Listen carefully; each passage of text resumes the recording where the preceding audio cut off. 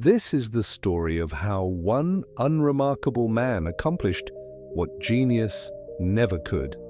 Not through talent, not through luck, not through a single moment of inspiration that changed everything, but through something far more powerful, far more reliable, and far more available to every single one of us, the simple act of showing up. His name was Marcus, and over the course of 30 years, he proved that consistency beats talent every single time.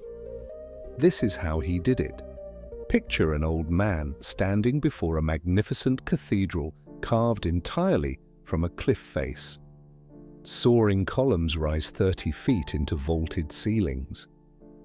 Intricate arches frame spaces where light pours through carefully calculated openings. Devotional alcoves line walls decorated with reliefs that took years to perfect. Carved benches sit in orderly rows before an altar that seems to glow in the morning sun. Thousands gather here now, pilgrims and artists and common people seeking inspiration from what many call the greatest architectural achievement of the age. But if you had seen this same cliff face 30 years earlier, you would have seen nothing, just blank stone, and one man, ordinary in every way, standing before it with a chisel and an impossible dream. Marcus was 35 years old when he first stood at the base of that cliff. He was a journeyman stonecutter in the Valley of Masters, a region famous throughout the kingdom for producing the world's greatest sculptors. This was a place where child prodigies carved masterpieces before they turned 20, where artistic revolutionaries competed for royal commissions and international fame, where genius was the common language and brilliance was the baseline expectation. Marcus, by these standards, was unremarkable. He had technical competence, certainly. His work was clean, precise, functional, but he lacked the artistic vision that transformed stone into poetry. He lacked the raw talent that made masters from ordinary craftsmen. He was adequate, reliable, forgettable. The Valley's culture celebrated speed and inspiration. The greatest sculptors could envision a piece in their mind and bring it to life in weeks or months. They worked in bursts of creative intensity, producing works that took observers' breath away.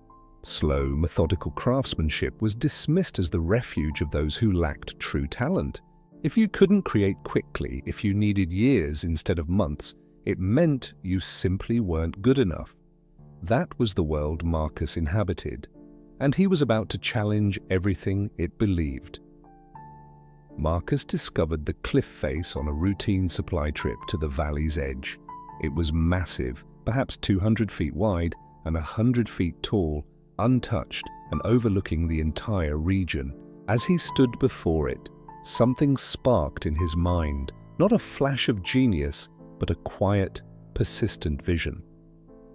He saw what could be, a cathedral carved into living stone, not a statue that could be moved or destroyed, not a monument that would weather and crumble, but an entire sacred space hewn from the mountain itself, permanent as the earth, capable of holding hundreds of people in a sanctuary that would last for centuries. He returned home and began sketching. The design took weeks to finalize. It was ambitious beyond anything attempted in the valley's history, and Marcus estimated, with brutal honesty, that completing it would require 30 years of daily work. At the valley's monthly gathering of artisans, Marcus shared his vision. He unrolled his sketches and explained his plan. The response was immediate and brutal. Laughter filled the hall. A young sculptor, recently celebrated for completing a stunning fountain in record time, stood and addressed the room. 30 years. I could create 10 masterpieces in that time. This is a waste of talent, if you had any to waste. An elderly master, more diplomatic but no less dismissive, offered paternal advice. Marcus, you're competent with small commissioned work, but this requires a level of artistic genius you simply don't possess. Better to focus on what you're capable of. Others nodded in agreement. The consensus was clear. Marcus was delusional, overreaching, destined for failure, and humiliation. But Marcus had already made his decision before he walked into that hall. He would begin the next morning and work every single day until the cathedral was finished or he died trying. His wife, Sarah, expressed the concern everyone felt, but few voiced. 30 years is our entire future, Marcus. What if you work all that time and fail? What if you're wrong about this? Marcus looked at her with a calmness that would define the next 3 decades of his life. Then I will have spent 30 years doing something that mattered to me, building towards something greater than myself. That's not failure, Sarah. That's a life lived with purpose. The next morning, Marcus arrived at the cliff face as the sun broke over the valley. He carried his tools, chisels of varying sizes, hammers, measuring strings, levels. He marked out the first section to be removed, a rectangular area that would eventually become the cathedral's entrance. Then he positioned his chisel, raised his hammer, and struck. A small chip of stone fell away. He struck again, another chip, and again. By the end of that first day, he had removed perhaps a bucket's worth of stone. The cliff looked exactly the same as it had that morning. No visible progress, no dramatic transformation, just a few scratches where blank stone had been. But the next morning, Marcus returned and began again. 6 months passed. The cliff face showed barely perceptible change. A slight depression marked where Marcus had been working, but nothing that anyone would recognize as the beginning of a cathedral. Meanwhile, the young sculptor who had mocked Marcus at the gathering completed a stunning statue commissioned by the Duke.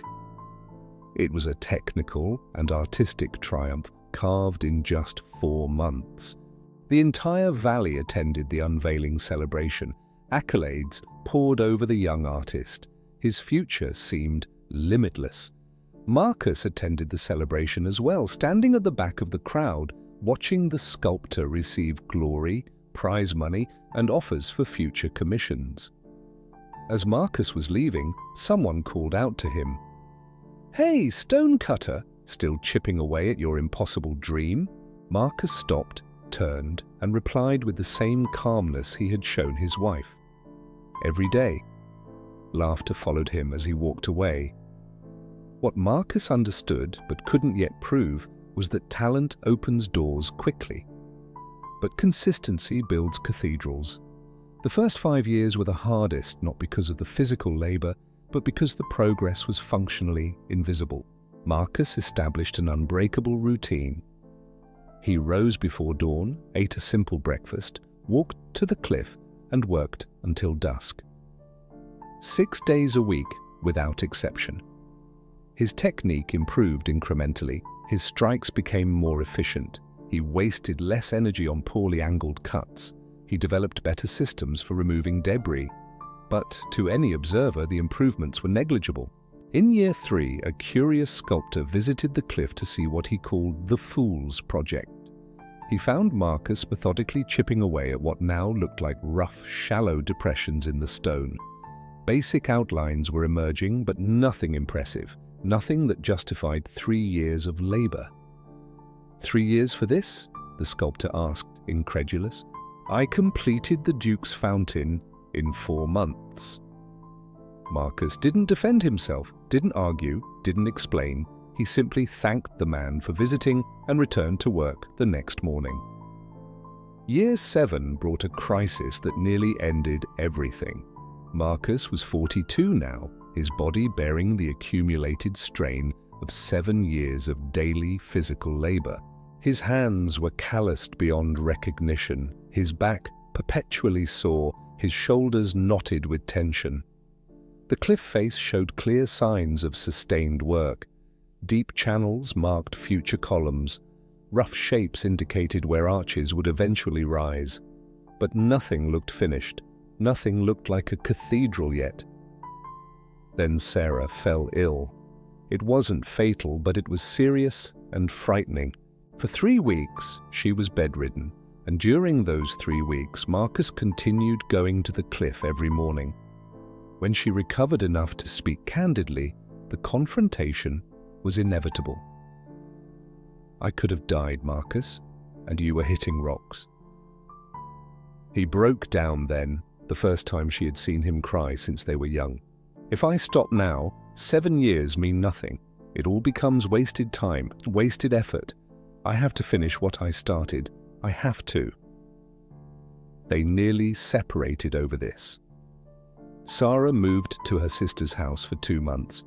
Marcus continued working at the cliff alone, wondering if his dedication had cost him the person who mattered most. But something else was happening during these years, something Marcus was too close to notice, but the valley was beginning to see. The talented sculptors who had mocked him were struggling. The young prodigy who completed the Duke's Fountain burned out after his third masterpiece. The pressure of maintaining brilliance, the expectation of constant genius, crushed him. He moved to the capital seeking new challenges but found himself unable to create at all. Another talented artist in the valley became obsessed with perfection, destroying more work than she completed, paralyzed by her own standards. A third master suffered an accident that injured his hand, ending his career instantly. Talent, it turned out, was fragile. It was a fire that burned bright and fast, but what happened when the flame died? What happened when inspiration faded, when hands failed, when the muse stopped speaking? Marcus, with no exceptional talent to lose, simply continued every single day.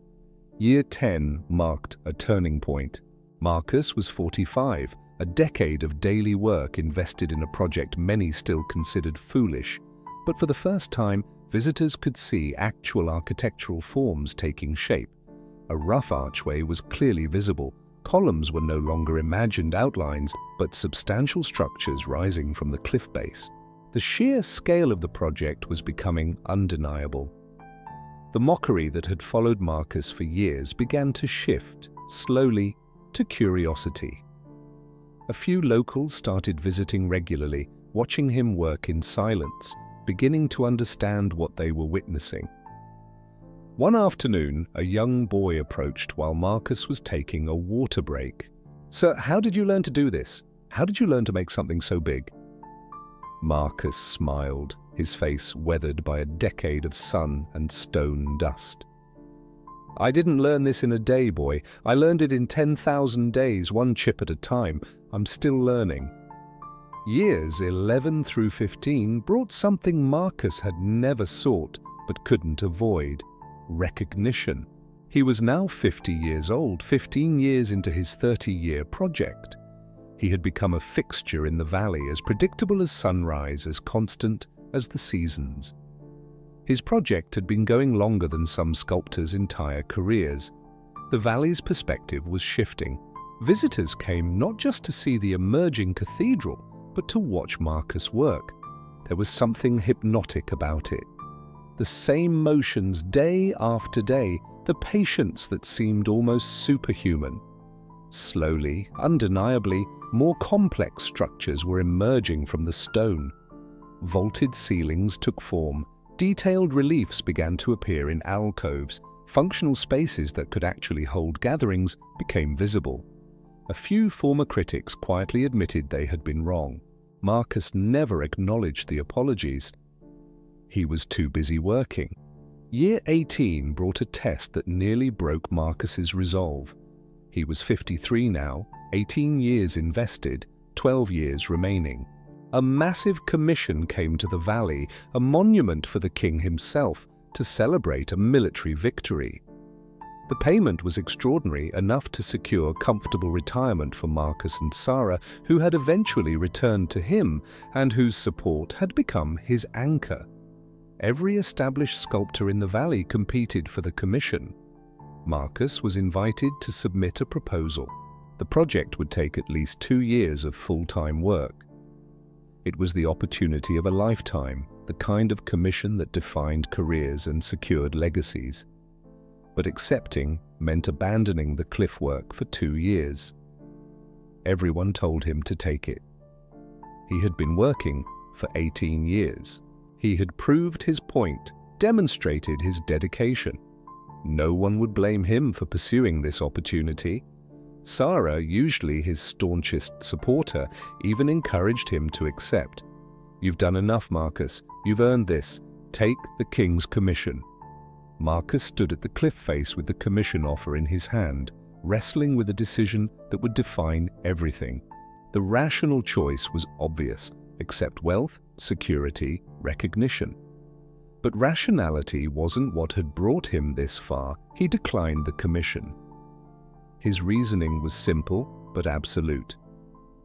"I made a promise to myself 30 years ago. I said I would work every day until this cathedral was finished. I'm not done yet." The commission went to another sculptor who became wealthy and famous overnight. Marcus returned to the cliff the next morning and continued chipping stone. Years 20 through 25 saw the cathedral truly emerge. Marcus was aging now, his hair fully grey, his body worn by a quarter-century of physical labor. But his consistency never wavered, every single day, without exception, regardless of weather, health, or circumstance. The cathedral was undeniably magnificent now. Intricate details covered every surface. Carved benches lined the space. Devotional alcoves featured reliefs of stunning intricacy. Light wells captured dawn in ways that made the stone seem to glow. Pilgrims began visiting just to see the work in progress, calling it the eighth wonder of the world, even in its unfinished state. Sarah, who had once feared Marcus's obsession, now brought him lunch each day and sat watching him work. She had witnessed the transformation, not just of stone, but of her husband. The dedication that had once frightened her now filled her with awe. Year 28 brought a final test. Marcus was 63 now, just 2 years from his original 30-year estimate. A young sculptor arrived in the valley, extraordinarily talented, barely 25 years old. He heard about Marcus's project and visited the cliff. After studying the work for an hour, he approached Marcus with an offer. "This is remarkable, truly, but you're old and this is taking so long. I could complete this in 6 months with the right team. I'll handle the rest, give you full credit, and you can finally rest. You've earned it." The offer was genuine, well-intentioned, but it missed the entire point. Marcus set down his tools and looked at the young sculptor with tired but clear eyes. "This cathedral isn't being built to be finished quickly. It's being built to prove what's possible when you show up every day for 30 years. If I take your shortcut, I prove nothing. The value isn't just in the finished cathedral, it's in the 30 years of showing up." The young sculptor left, shaking his head, unable to comprehend, choosing difficulty when ease was offered. 2 years remained. Marcus was old, tired, and beginning to wonder if his body would last long enough to finish what his will had started. But he had come too far to stop. Every morning he rose before dawn. Every morning he walked to the cliff. Every morning he picked up his tools and continued the work. Year 30 arrived. Marcus was 65 years old, precisely 3 decades from the day he struck his first chip from the cliff face. The cathedral was nearly complete. Just finishing touches remained, smoothing rough surfaces, perfecting details, ensuring every element met his standards. Word had spread across the kingdom. The stonecutter's impossible dream was real. Crowds began gathering, camping near the valley, waiting to witness the completion. News arrived during these final weeks that the sculptor who had won the king's commission years earlier had died. He died wealthy and celebrated, but his monument was already showing cracks crumbling from poor foundation work done in haste. The young prodigy who had mocked Marcus 3 decades earlier returned to the valley, bitter and blocked creatively. He visited Marcus at the cliff and said something Marcus would remember forever. "You were right. I was wrong. I chased glory and lost everything that mattered." You built something that will outlast all of us. On the 30th anniversary of his first day, Marcus made his final cut. The last piece of excess stone fell away. The cathedral was complete. Marcus set down his tools, placed his weathered hands on the stone he had transformed, and wept. Not from sadness, but from the overwhelming completeness of a promise kept. Thousands gathered for the dedication ceremony. Religious leaders, artists, nobles, and common people came from across the kingdom to witness the impossible made real. Marcus was asked to speak, to share his wisdom, to explain how he accomplished what no one believed possible. He stood before the crowd, an old man in simple work clothes, and spoke with the same quiet certainty that had carried him through 30 years. I had no exceptional talent. I was never the best sculptor in this valley. There were dozens, maybe hundreds, more gifted than me. But I had something more reliable than talent. I had the discipline to show up every single day for 30 years, that's all. I didn't create this cathedral in a moment of genius. I created it in 10,000 moments of simply returning to the work. The crowd was silent, absorbing the weight of that truth. Marcus continued. The world celebrates overnight success and sudden genius.